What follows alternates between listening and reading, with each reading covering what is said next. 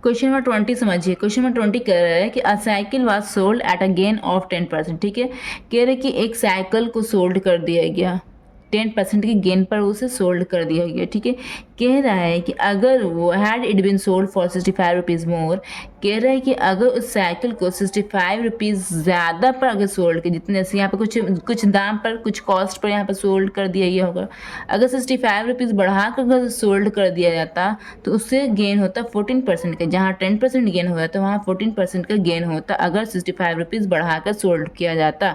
ठीक है, तो बोले कॉस्ट प्राइस निकालो। चलिए इसको बनाते क्वेश्चन। यहाँ पे क्या है, क्वेश्चन नंबर 20। ओके, तो क्वेश्चन नंबर 20 में क्या करें, एक गेन क्या दिया हुआ है, एक गेन दिया है मेरा 10%। ठीक है, और एक गेन क्या दिया है मेरा 14%, यही दिया हुआ है ना। ठीक है, तो इसे भी सोल्ड किया गया SP, इसे भी सोल्ड किया गया SP। क्या, ठीक है, तो इसे कुछ दाम पर, कुछ कॉस्ट पर इसे सोल्ड किया गया।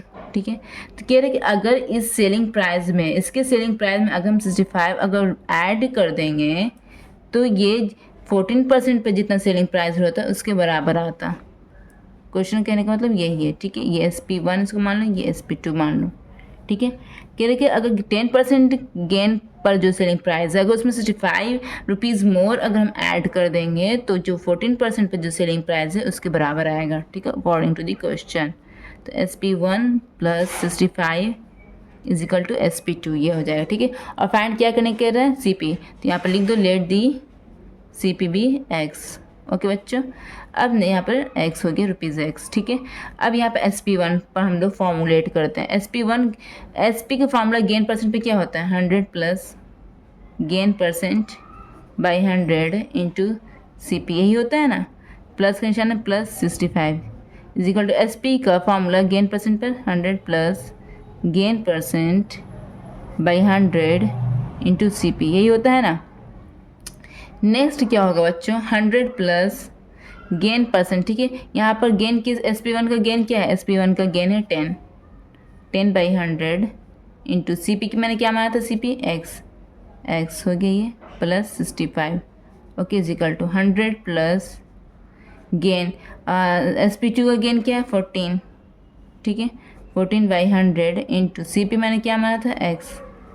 कर दिए बच्चों। अब नेक्स्ट क्या करना है, 100 प्लस 10 क्या हो जाएगा, 110 by 100 into X plus 65। Okay बच्चों, इज इक्वल टू 100 प्लस 14 क्या हो जाएगा, 114 बाई 100 इंटू X, ये हो जाएगा ना।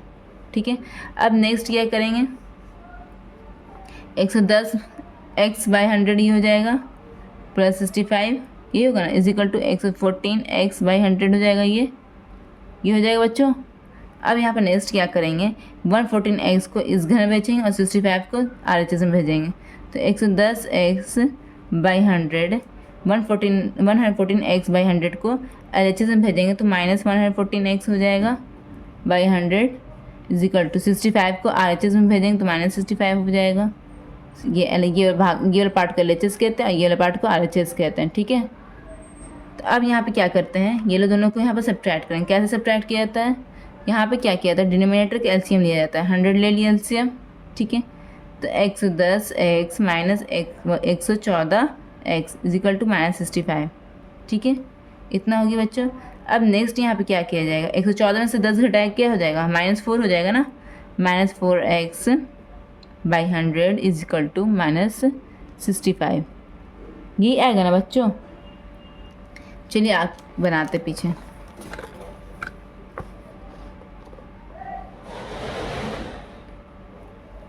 तो यहाँ -4X by 100 is equal to -65, ये आया था। ठीक है, तो अब क्या करेंगे, इसके नीचे 1 छुपा हुआ है। ठीक है, क्रॉस मल्टीप्लाई हो जाएगा, दोनों तरफ फ्रैक्शन है ना, तो इसका डिनोमिनेटर इसके न्यूमरेटर से मल्टीप्लाई हो जाएगा, इस तरह से क्रॉस मल्टीप्लाई। ठीक है, इस तरह से हो जाएगा, इसका डिनोमिनेटर इसके न्यूमरेटर से, इसका डिनोमिनेटर इसके न्यूमरेटर से। इट मीन्स क्या हो जाएगा, -4X को 1 से मल्टीप्लाई करना और -65 को 100 से मल्टीप्लाई करना है। ओके बच्चों, अब नेक्स्ट क्या किया जाएगा, अब यहाँ पर -4x को 1 से मल्टीप्लाई करेंगे तो -4x हो जाएगा, -65 मल्टीप्लाइड बाई 100। ओके बच्चों, अब नेक्स्ट क्या करेंगे, एक्स बोलेगा -4 को तुम RHS में चले जाओ, हमको अकेले रहना है, ठीक है। तो -4x के साथ मल्टीप्लाई में अटैच है नहीं, मतलब कि इस तरह से अटैच है, ठीक है। तो यहाँ मल्टीप्लाई में अटैच है यहाँ पर, तो जब इस घर में आएगा तो डिवाइड में आ जाएगा, तो x is equal to -65 multiplied by 100 by -4।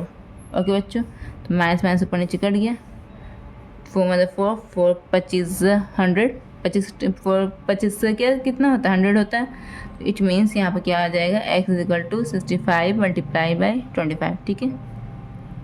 अब यहाँ पे क्या करना है, 65 को 25 से मल्टीप्लाई कीजिए, ठीक है। तो यहाँ पे कर लेते जल्दी से, 65 को 25 से मल्टीप्लाई, 5 25 का 2, 5 से 30 32 हो गया, 2 5 10 का 1, 2 से 12 एक 13, 5 2 6 1, ठीक है। तो यहाँ पे आंसर क्या आ गया x का, यहाँ पे x का आंसर आ गया 1625। इट मीन CP को मैंने क्या माना था x, और x का क्या आंसर आया 1625। यही मेरा आंसर है, बुक में चेक कर लीजिएगा आप लोग, ठीक है। अब हम नेक्स्ट क्वेश्चन की तरफ बढ़ते हैं।